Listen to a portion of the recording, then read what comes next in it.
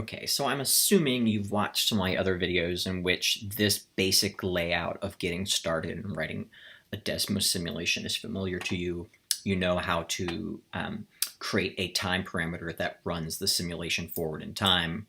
Um, in this case, it's accelerating the car to the right. You know how to write a function that describes the position of the particle and restrict its domain if you want to do that. And then you also know how to plot a point on the screen so that when you do hit play, it updates the position of the particle as you update time.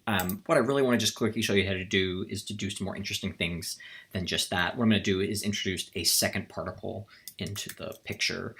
So I have my first particle called x sub 1, and I gave it the label of a blue car. Here we're going to create a particle that moves with constant velocity. I'll give it a velocity of 2.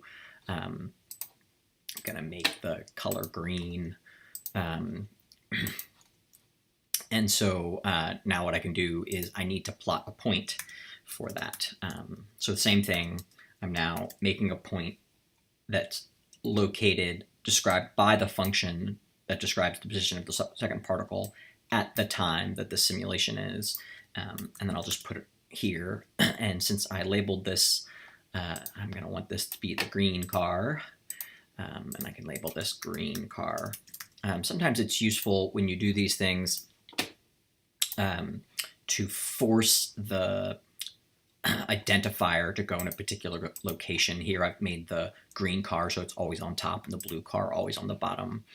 And so now when I run the simulation, we'll see that the green car pulls ahead, and at some point the blue car catches up. And so this is kind of one of the things that I expect my students to do is when they're solving a problem like this. One of the things that I like for my students to do is to make graphs